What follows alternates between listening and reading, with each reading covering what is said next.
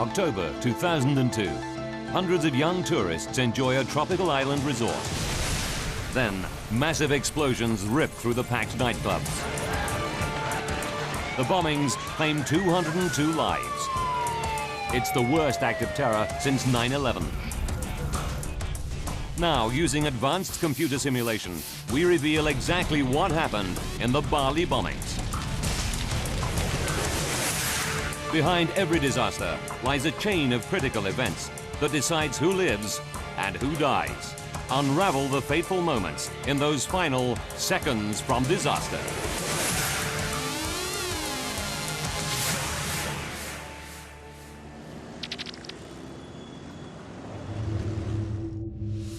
Southeast Asia, Indonesia, the island of Bali.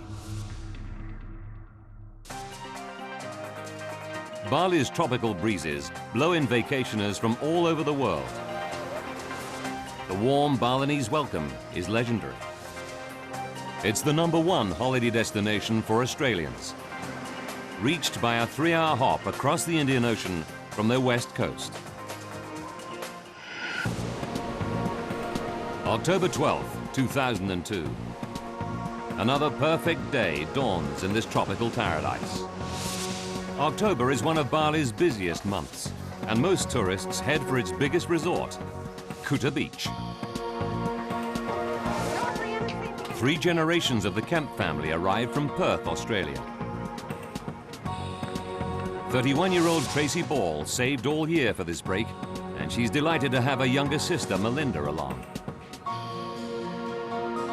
Tracy's daughter, 5-year-old Brianna, brims with excitement. It's her first overseas trip. And Grandma and Grandpa Kemp will be close by in the apartment next door. The family deserves this special vacation. 4 years ago, Tracy's husband, Peter, a police officer, was killed on duty. The tragedy left Tracy a little anxious about being away from home. It was always in the back of my mind that you just always have to be careful no matter what you do, wherever you go. And especially going to a different country, you don't know exactly, what's going to happen. Indonesia has the world's largest Muslim population, with 210 million followers. But on the island of Bali, Hindus outnumber Muslims by almost 20 to 1. The two faiths have lived in harmony for centuries.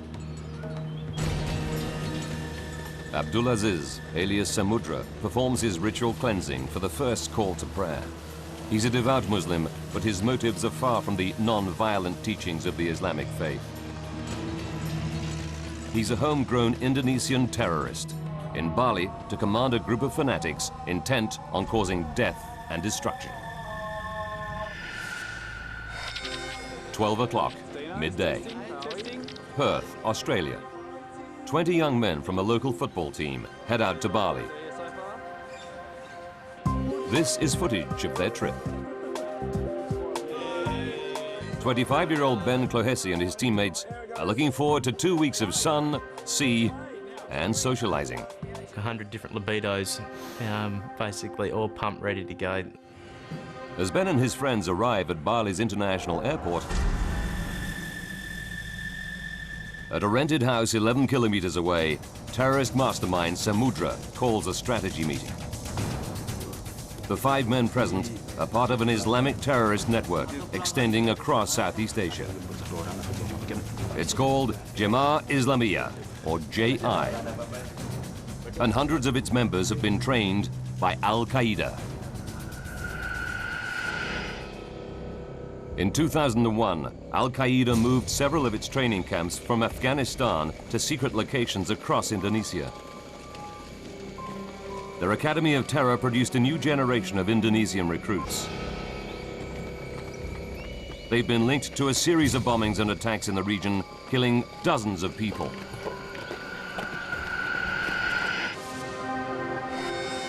"7:30 p.m. Saturday night. And sisters Tracy and Melinda are looking forward to an evening of fun.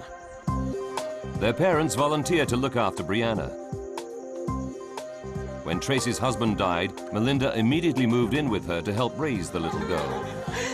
The sisters are inseparable. We did become best friends, which was awesome. She became very much someone that I depended on nearly every day. As little Brianna sleeps, Samudra's terrorists prepare their deadly weapons. Tonight, they'll bring Al-Qaeda's global jihad to Western tourists in Bali.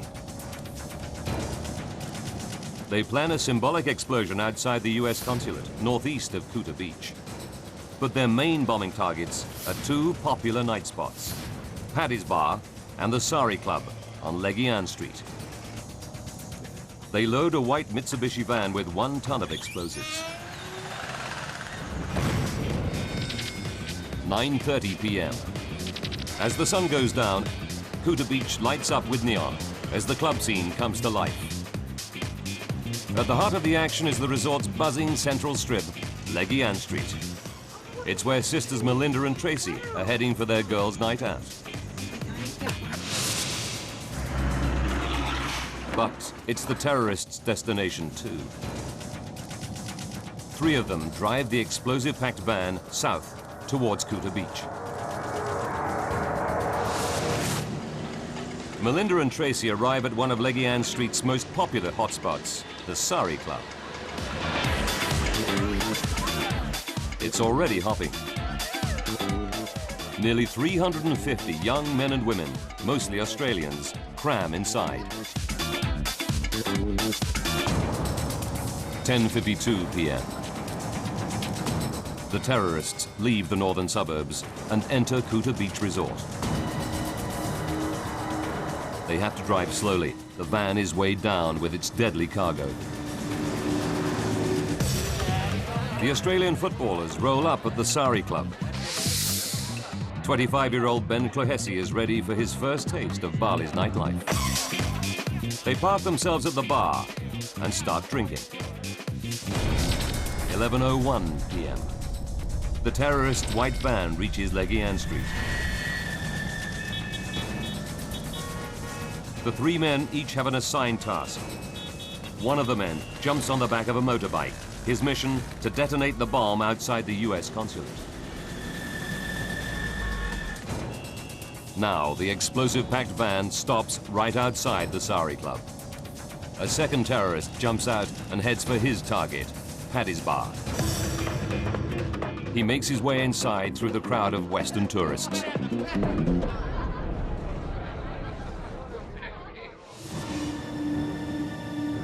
Across the road in the Sari Club, Melinda persuades Tracy to stay for one more song. Outside, the van is creating a traffic jam along the one-way street, but the driver isn't going anywhere. Then, suddenly,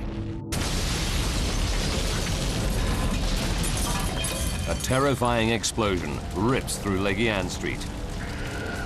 Inside the Sari Club, nobody is hurt. Some people even think the noise is some sort of celebration. I just thought it was a bit of fireworks. How happy we all were and excited that we were. You know, you never thought anything bad could happen. But sisters Tracy and Melinda are in an open-air part of the club. They can see a column of smoke rising from Paddy's Bar across the street. Dozens of people spill out of the club onto Legian Street to see what's going on. It brings them even closer to the explosive-filled van still parked in the street outside.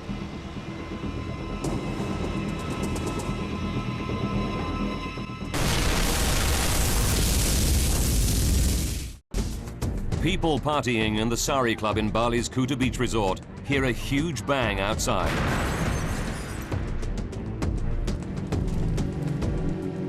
Many of them flock onto Legian Street to see what's happened.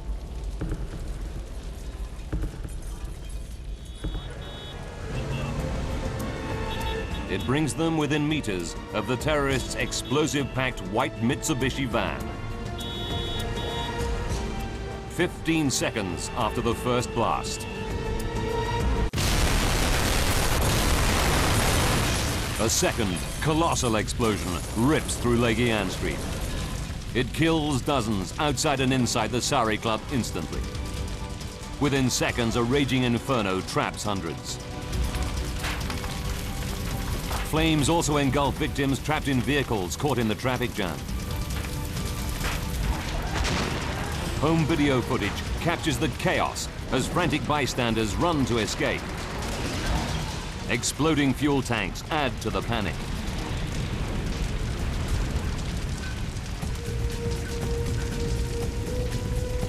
Inside the club, the party atmosphere is transformed into a scene of carnage and devastation. Survivors desperately search for a way out of the flames and choking smoke.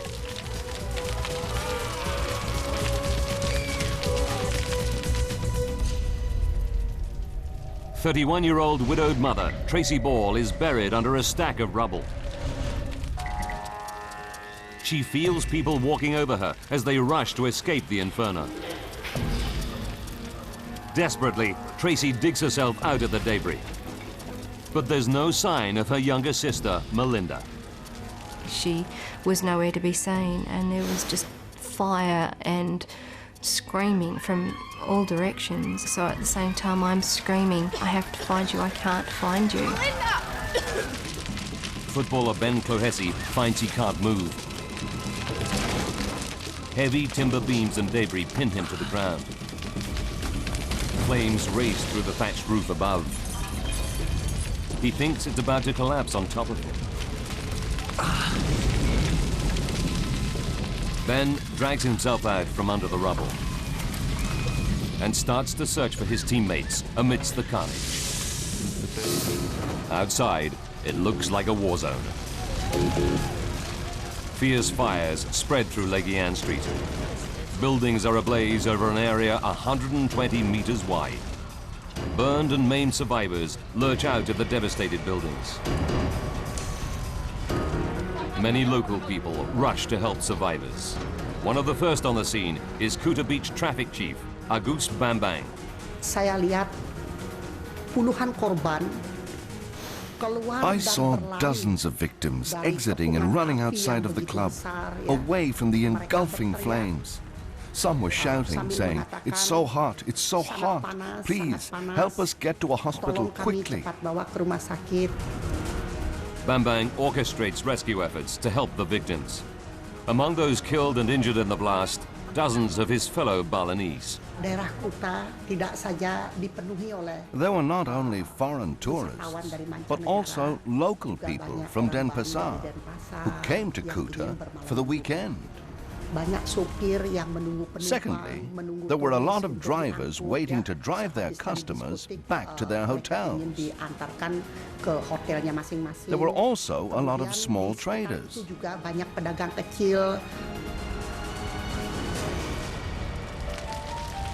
Inside the Sari Club, footballer Ben Clohessy is also helping the injured. He leads two survivors to the only area of the blazing club that looks free of flames. But he finds that a 4.5 meter high wall blocks their path.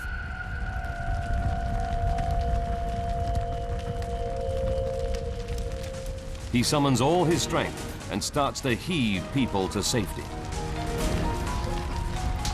It's amazing what a human body can do in time of need.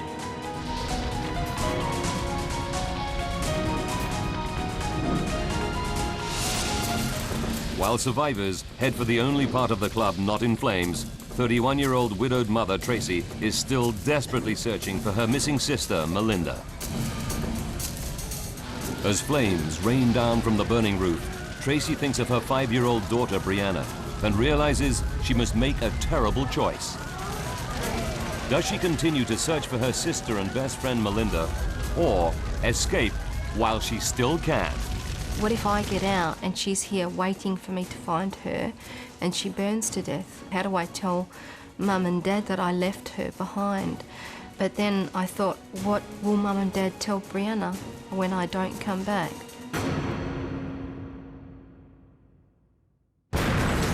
Explosions have torn through the packed bars and clubs on Legian Street in Bali's once peaceful Kuta Beach area. But inside the blazing Sari Club, 31-year-old widowed mother Tracy Ball is still searching for her missing sister, Melinda. She's losing hope, and the choking smoke is making it harder and harder to breathe. If she stays, she'll die, leaving her 5-year-old daughter motherless.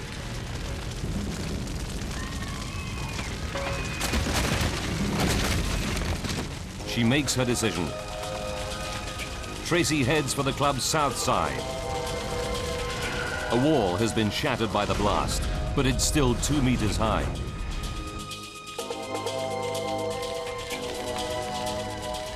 Thinking fast, she finds a beam to use as a makeshift ladder and clambers to the top of the 2-meter-high wall. She escapes the blaze just as it engulfs the area behind her.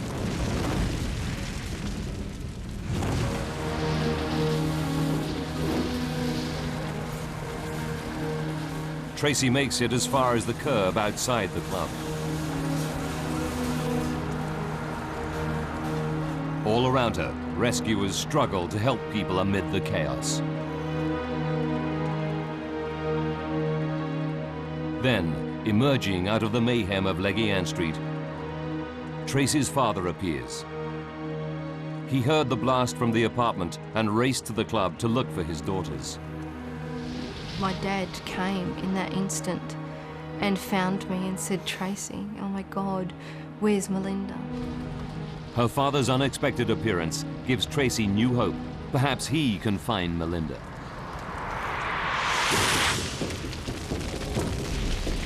But many people are still inside the burning Sari Club. One of them is footballer Ben Clohessy.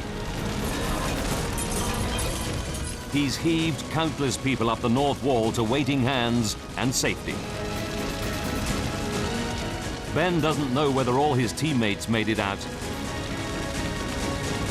But the heat is now unbearable. He has to go. But there's no one left to help him. He must get over the 4.5-meter-high wall on his own. Because the fire was coming that quickly, you know that if you miss it, that you're gone. It's Ben's only hope. He summons all his strength and jumps. Somehow, Ben reaches the top and scrambles over.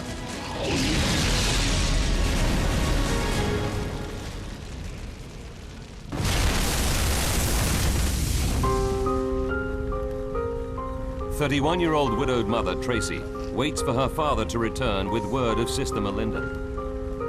After 5 minutes, her dad comes back. But it's bad news. I wasn't prepared for him to not come back with her. I was expecting him to come back, have, her hand in his hand and saying, "Here's Tracy, see, everything's okay." 1 a.m., nearly 2 hours since the blast. The disaster overwhelms the emergency services. Over 300 injured survivors must make their way to local hospitals and clinics any way they can. In cars, vans, even on the back of motorcycles. Tracy ends up in a tiny local hospital. She suffered third-degree burns, mostly to her back. She's alive, but needs urgent surgery. Despite staying in the blazing club to help people, Ben Clohessy escapes with only minor burns. Hundreds of people are missing. Among them, Tracy's 25-year-old sister, Melinda. Her distraught father, Ron Kemp, scours every clinic and hospital in Kuta Beach.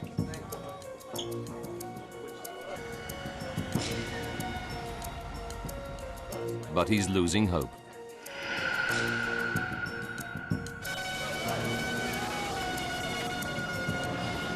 By 3 a.m., ambulances arrive with the last of the survivors. But he still has no news of his daughter, Melinda.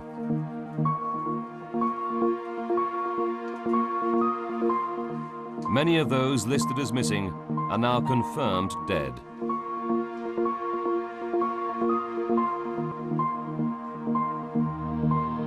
The search takes him to a small private hospital.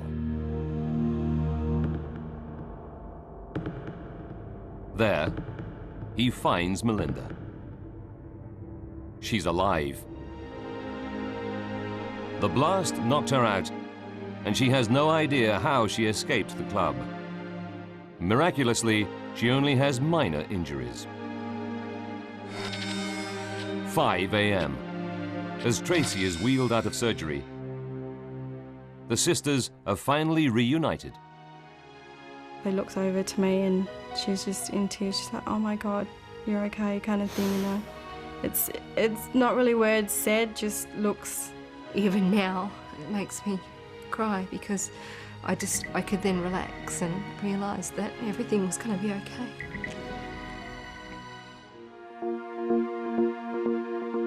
Over the next 3 days, Indonesian rescuers continue to pull bodies from the rubble. The death count eventually reaches 202. Victims come from 22 different countries, but Australia is hit hardest of all, with 88 dead.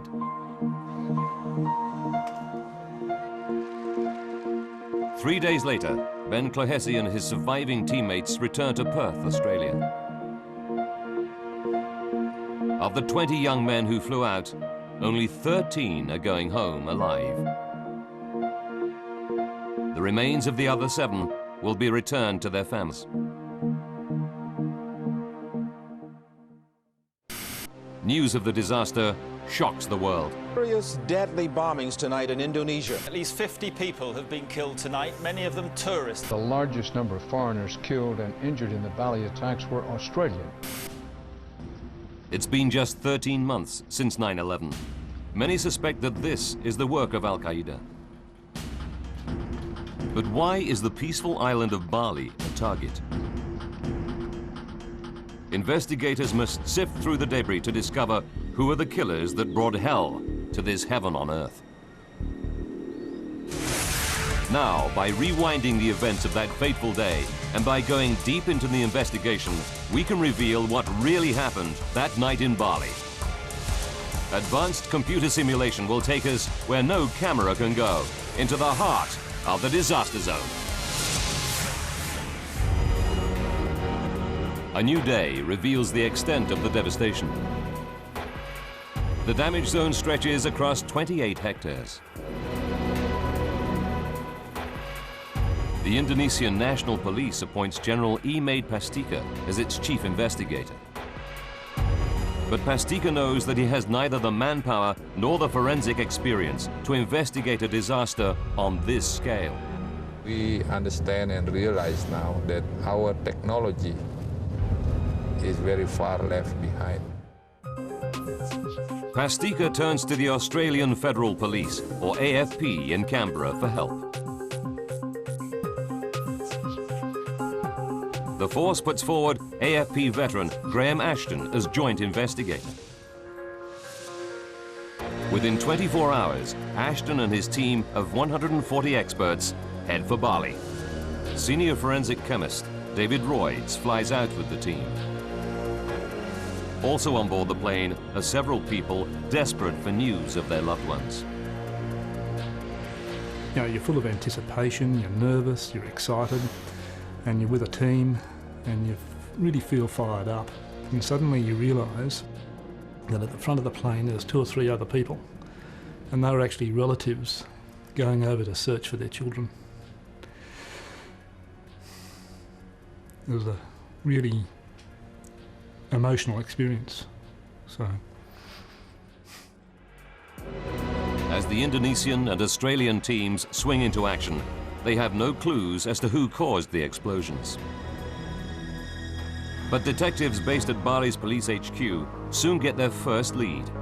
A report from the US Consulate, 11 kilometers northeast of Legian Street.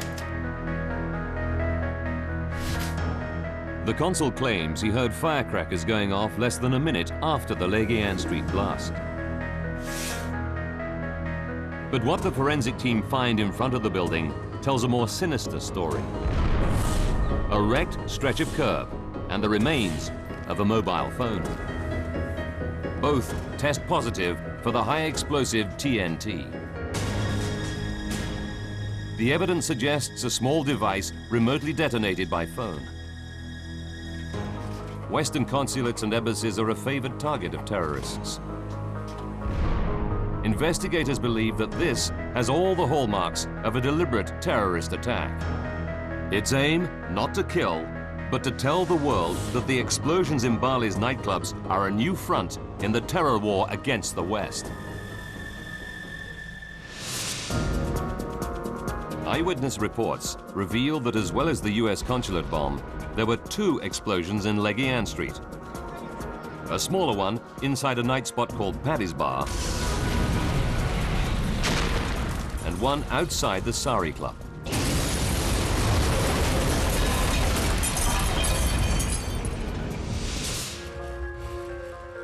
The investigation team start to comb the 28-hectare blast zone for evidence that might lead to the killers. It's a monumental task.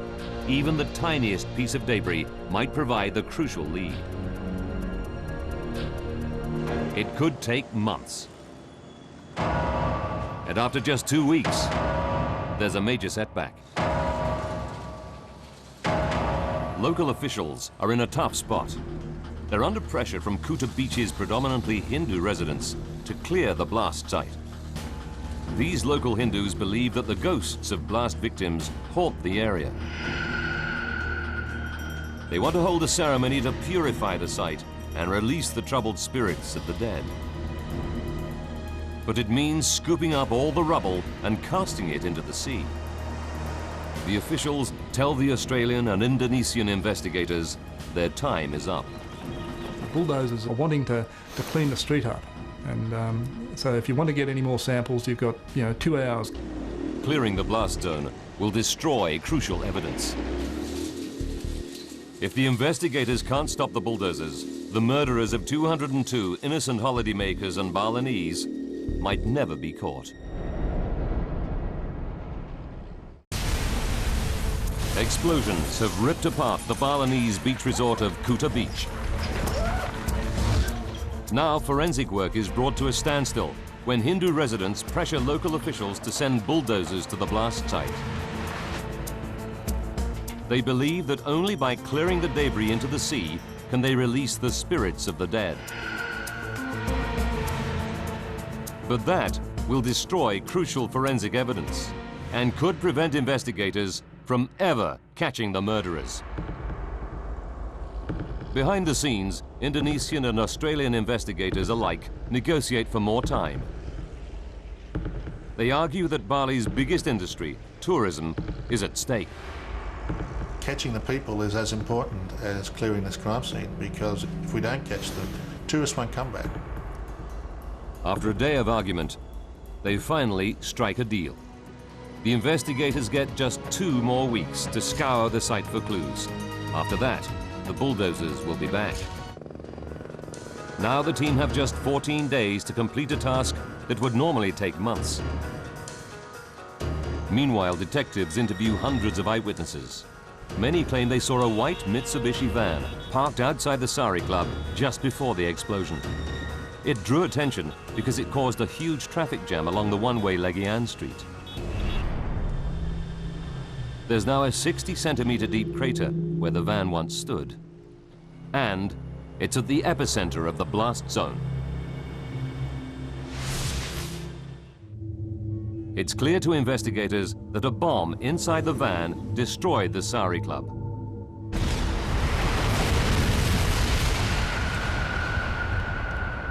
But who owned the van? To find out, investigators need to locate the remains of the van itself. It won't be easy. The van would have been blown to bits in the blast. And the explosions destroyed 19 vehicles and 32 motorbikes on Legian Street. Forensic experts must examine thousands of twisted remains, piece by piece.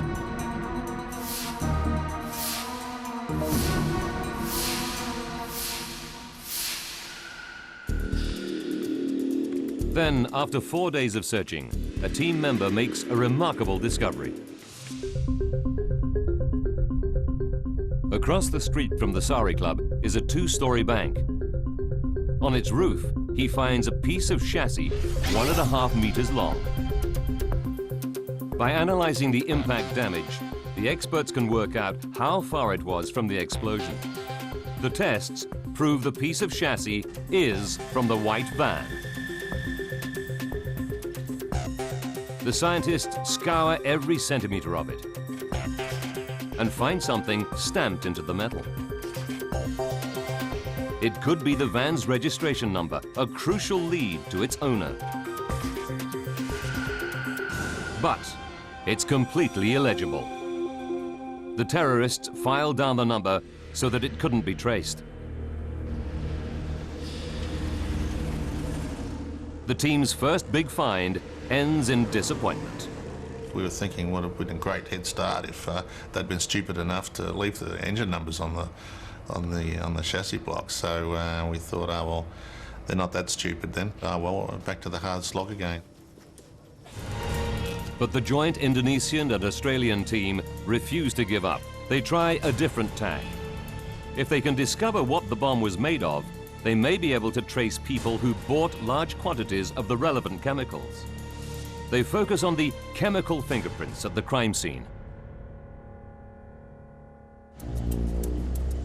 But there's a problem.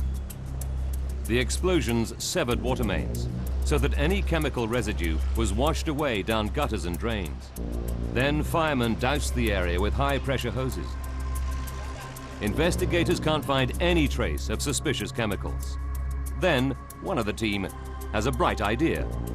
Where else can we look creatively to try and find these samples? So one of the guys really cleverly just looked up.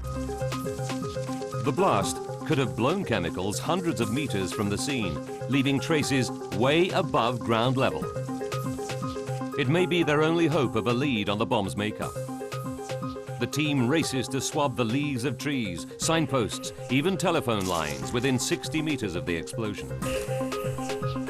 The forensic team painstakingly tests hundreds of samples. We were analysing as much as we could, as fast as we could, and we were getting negative results, negative results, negative results. The heat is on. In just 14 days, the bulldozers will clear the site into the ocean. The team tests over 2,000 samples. Then, finally, their persistence pays off. A leaf from a tree inside the zone supplies a crucial clue. It tests positive for potassium chlorate. It's a commercially available chemical found in industrial cleaning material. And it's a classic ingredient of a typical homemade terrorist bomb. The team now knows what caused the blast that demolished the Sari Club. The terrorists detonated a bomb made of homemade explosive packed into the rear of a Mitsubishi L300 van.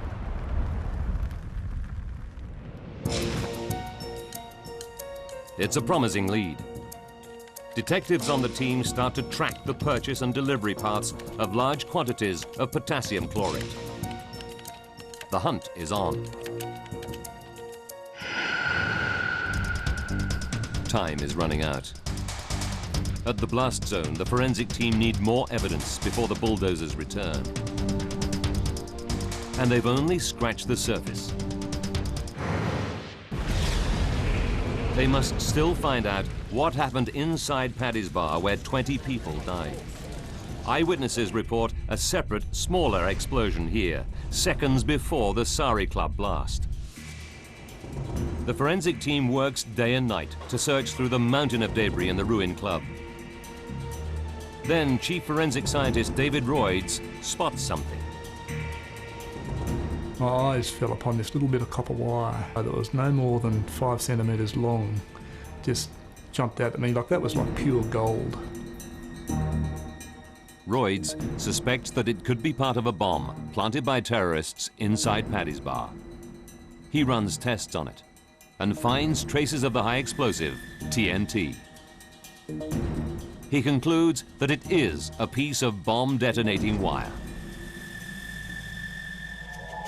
To find the epicenter of the blast, Royds devises an ingenious experiment. Tracing back from the explosion's impact points, he creates a spider web of string. Where the strings intersect reveals the exact place where the bomb went off. it's 1 meter off the ground. It raises a disturbing possibility. So at this stage, we started to think that this could well be a suicide bomber. On the ceiling, directly above the blast epicenter, Royds finds a cluster of human tissue. He takes a batch of samples and conducts DNA tests. The DNA all belongs to one person. The team also finds fragments of fabric radiating out around the epicenter. They're an exact match for fibers found on the detonating wire.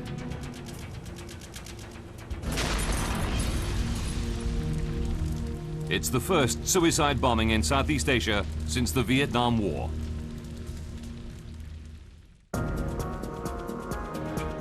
Investigators now know exactly what caused the 3 explosions on the night of October the 12th. But they're no closer to catching the bombers. Detectives have been unable to trace any bulk purchases of potassium chlorate. And there are no further leads on who owned the bomb van. The hunt for the bombers stalls.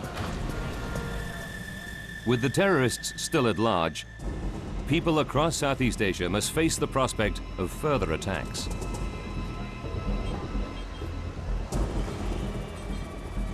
But Chief Indonesian Investigator General E8 Pastika refuses to admit defeat. 6 days before the investigators' deadline, Pastika orders his team to re-examine the 1.5-meter section of chassis from the exploded van. The terrorists covered their tracks by filing down the vehicle's registration number. But he hopes that perhaps some other clue was missed. Then Pastika, a devout Hindu, goes to a temple to pray for a breakthrough.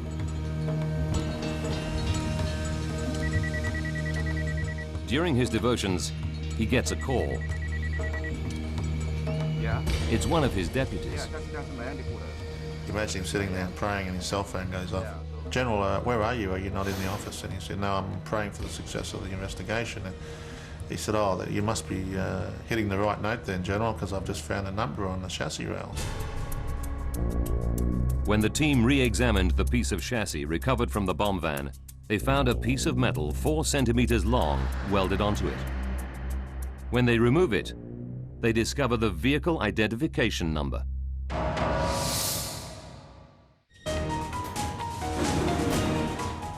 The terrorists picked the wrong country to buy their bomb vehicle.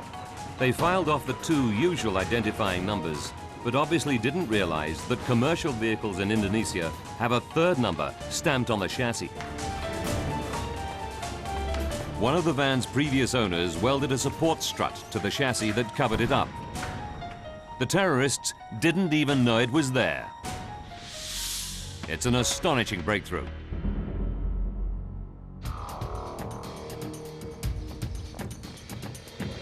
Investigators search through vehicle records.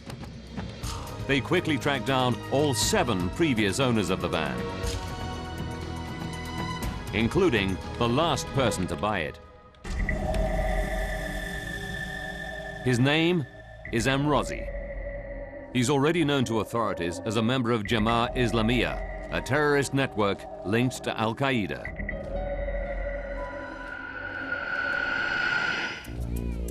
Amrozi is still at the address on the island of Java where the van is registered. On November 5th, 2002, Indonesian police arrest him. Amrozi confesses and reveals what he felt when he first learnt of the deaths and devastation the bombs inflicted. I was very happy. How can I describe it? It was like when I was still a bachelor trying for a girl and you finally get to meet her. It was that sort of excitement, but this was even better. Within weeks, police arrest several of Amrozi's accomplices. Among them, Samudra, the mastermind behind the plot. The men confess to the cold-blooded murder of 202 innocent people. The arrests are a triumph for the joint investigation. But disturbing questions need to be answered. Did Western intelligence agencies know that a major attack by Anroz's group was imminent? And did governments warn tourists in Bali that they were a target for terrorist attack?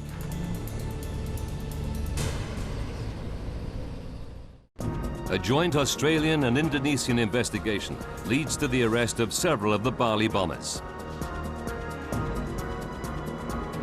34 Jamal Islamiyah terrorists are tried and found guilty. 3 are sentenced to death. The rest receive prison sentences. Their confessions allowed the investigation team to put together the missing pieces of the puzzle. It reveals what really happened on the night of the Bali bombings. Why terror came to paradise and left holidaymakers and local people seconds from disaster. December 2001. A JI plot to bomb the US Embassy in Singapore is foiled by police. A month later, the group changes its strategy of targeting Western embassies. Now its followers will attack soft targets, bars and clubs frequented by Western tourists. 8 months on, in Bali, chief plotter Samudra scouts for targets on Legian Street. He chooses 2 of the most crowded tourist hangouts, the Sari Club and Paddy's Bar.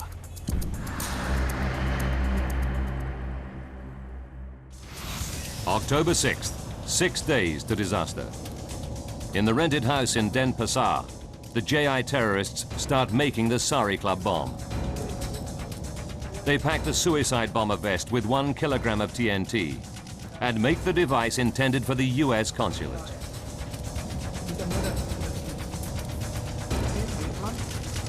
Two hours to disaster. The terrorists have loaded the Mitsubishi van. It now contains 1 ton of potassium chlorate mixture, packed into 12 filing cabinets connected by detonating cord.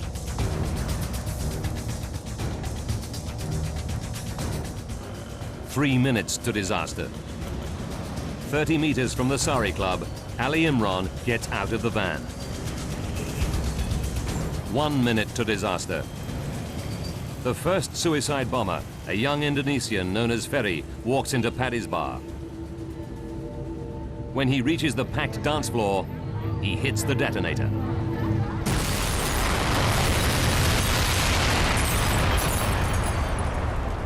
Just 15 seconds later, a second suicide bomber, 24-year-old Arneson, hits the switch on the van bomb.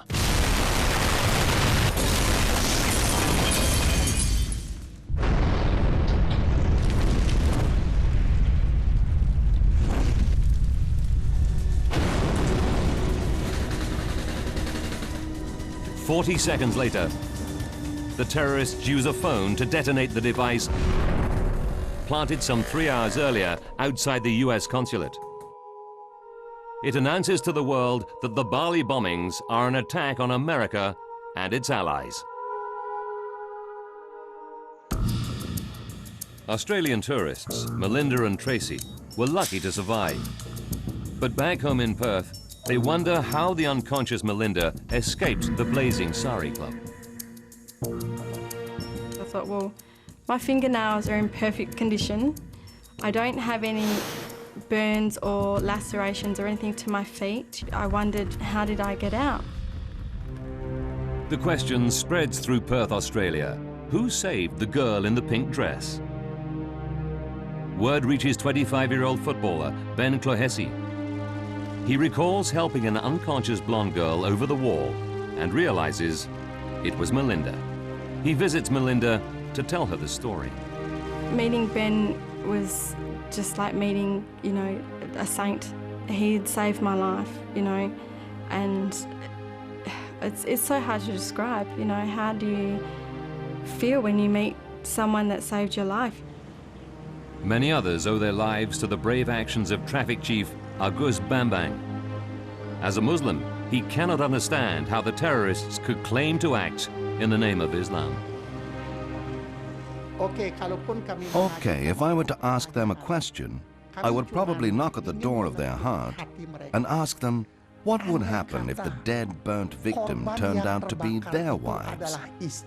Or if the burnt dead victim turned out to be Amrosi's mother, Iman Samudra's mother, or Amrosi's wife, or Iman Samudra's wife, burnt like that?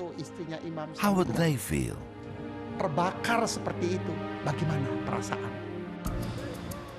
Several Western governments, including Australia, admit to receiving intelligence before the bombings that JI was planning to attack Westerners in Southeast Asia. The US and Australia issued warnings to its tourists to be cautious when traveling around the world. But Australians who lost loved ones want to know why they weren't warned of the specific danger of travel to Indonesia. An Australian Senate inquiry finds that the government should have warned its travellers that they might now be actively targeted.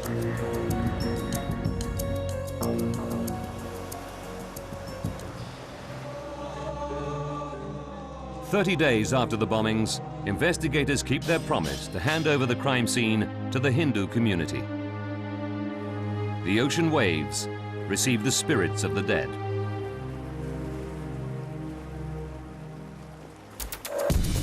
The investigation of the Bali bombings accelerated intelligence gathering on Jemaah Islamiyah by an estimated 3 years. The US, Japan, and Australia now work together to help Southeast Asian countries monitor and combat the continuing threat of terror in the region.